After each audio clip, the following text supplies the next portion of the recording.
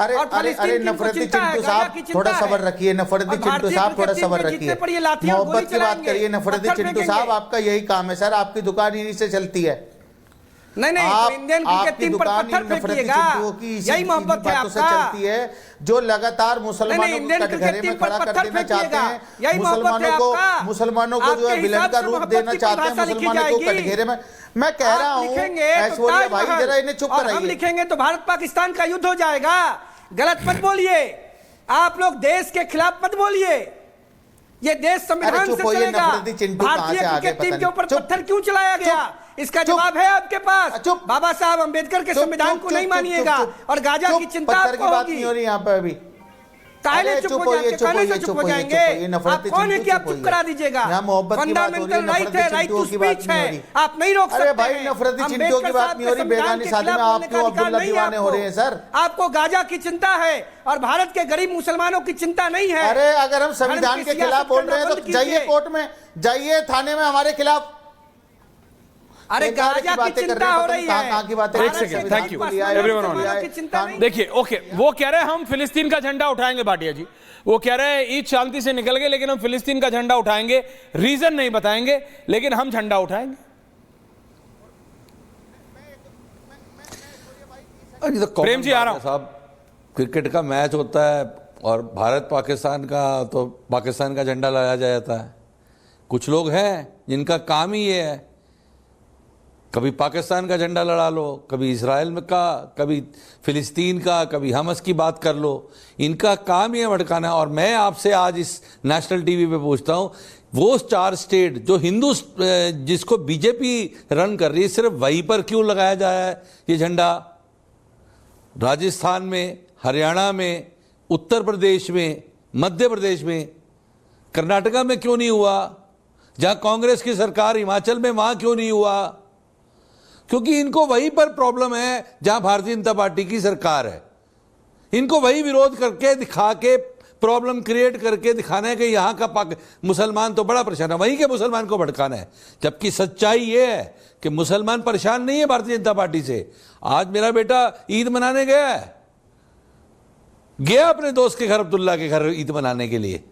कोई प्रॉब्लम नहीं है किसी बच्चे को किसी से, लेकिन इन लोगों को, इन पॉलिटिकल पार्टियों को प्रॉब्लम है कि भारतीय जनता पार्टी जिस तरह प्लेटफॉर्म बना के एक समान हर आदमी को उसका हक दे रही है इस देश में, इनको डर लगने लग गया है।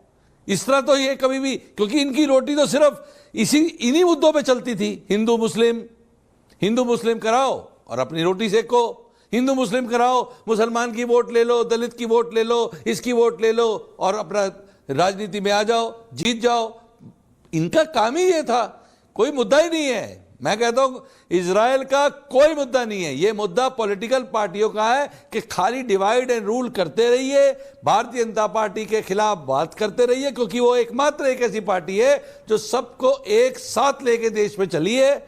और मैं बधाई देता हूं, आज ईद की बधाई सबसे ज्यादा अपने प्रधानमंत्री को देना चाहता हूं, जो हर वक्त, हर मुद्दे पे, हर जगह, हर हिंदू मुस्लिम सिख को साथ लेके एक साथ सबका विकास की बात करते हैं।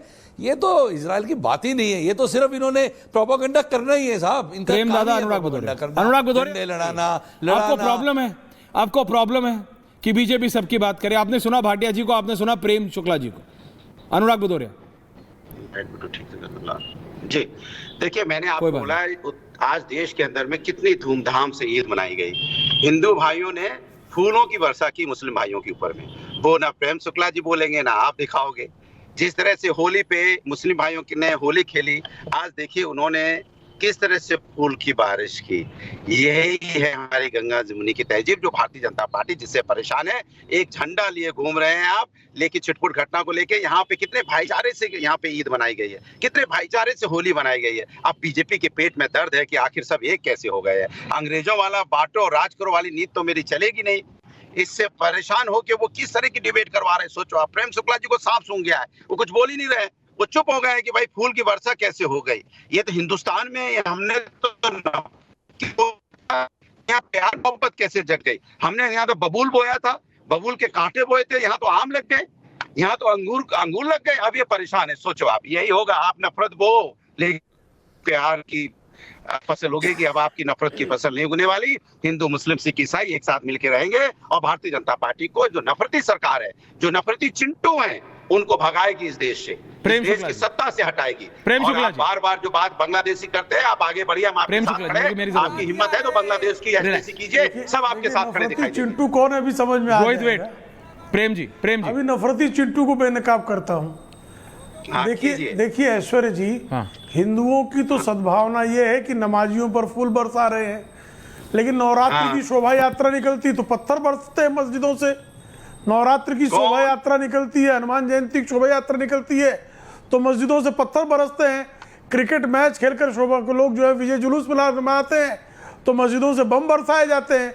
यही नफरती हैं, ये जो मस्जिदों से पत्थर बरसाते हैं वो नफरती हैं। यहाँ तो फूल बरसाए जा रहे हैं। फूल बरसाए जाने वालों को जो है आप फिलिस्तीन का झंडा दिखाओगे, और जो नफरती हैं, नफरती चिंटुओं के जो पूरे सरदार हैं, उनका नाम अखिलुद्दीन यादव है। अखिलुद्दीन यादव जो हैं और उनकी जो मंडली है वो यही हरकतें करती है कि फिलिस्तीन के झंडे वालों के साथ खड़ी हो जाएगी। पूछ लिया फिलिस्तीन के झंडे वालों पे कार्रवाई हो तो आए बाएं साएं निकल लिए, दाएं दाएं। बिल्कुल उसको जो है जवाब देने की हिम्मत अनुराग भदौरिया नहीं जुटा पाए। अनुराग भदौरिया को सांप सूख गया। हमने पूछा कि भाई फिलिस्तीन का झंडा दिखाने वालों के खिलाफ कार्रवाई हो तो अनुराग भदौरिया आए बाएं साएं बोलकर बिल्कुल सीधा उत्तर देने की हिम्मत इनकी नहीं जुटा पाए, क्योंकि इनको पता है कि मुस्लिम तुष्टीकरण के चक्कर में ये श्री राम लला के मंदिर पर हमला करने वाले मुस्लिम आतंकवादियों का मजाक पूछकर उनको छोड़ देते हैं। ये मुजफ्फरनगर में दंगाइयों का मजाक पूछकर उनको जो है विशेष खैरात पे देते हैं, और सुप्रीम कोर्ट को आपत्ति करनी पड़ती है कि अखिलुद्दीन आप इतने जो हैं सांप्रदायिक कैसे हो गए कि सिर्फ मुसलमानों को जो है दंगाइयों को आप खैरात दे रहे हैं और पीड़ितों पर आप अन्याय कर रहे हैं। ये इनकी हरकतें हैं। ये इस तरह से जो है हम तो फूल बरसाने को तैयार हैं। हमने तो हमेशा जो है ईद के लोगों के लिए आदरणीय नरेंद्र मोदी जी ने सौगात भेजी, लेकिन आप जो हैं पत्थर चलाने वाले पत्थरबाजों के समर्थन में खड़े हो जाते हैं। यही आपका नफरती चिंटू होने का प्रमाण है। देखिए कौन है नफरती चिंटू, ये तो देश डिसाइड कर लेगा। लेकिन मैं सिर्फ इतना पूछ रहा हूं सरवर साहब, अभी भी मुझे फिलिस्तीन के झंडे का औचित्य नहीं मिल रहा। जो फूल बरसाए ना रंगरेज बाबू, वो बहुत अच्छी बात है, ऐसा ही होना चाहिए। फिलिस्तीन के झंडे का क्यों औचित्य है? ये कौन लोग हैं जो जानबूझ के चिंगारी भड़काना चाहते हैं, और इसके खिलाफ क्यों मौलाना साहब नहीं बोलते हैं, क्यों इमाम साहब नहीं बोलते हैं, बड़े बड़े जो मुस्लिम स्कॉलर्स हैं वो नहीं बोलते हैं कि इसकी जरूरत नहीं है? कम से कम ईद की नमाज के बाद तो जरूरत नहीं है।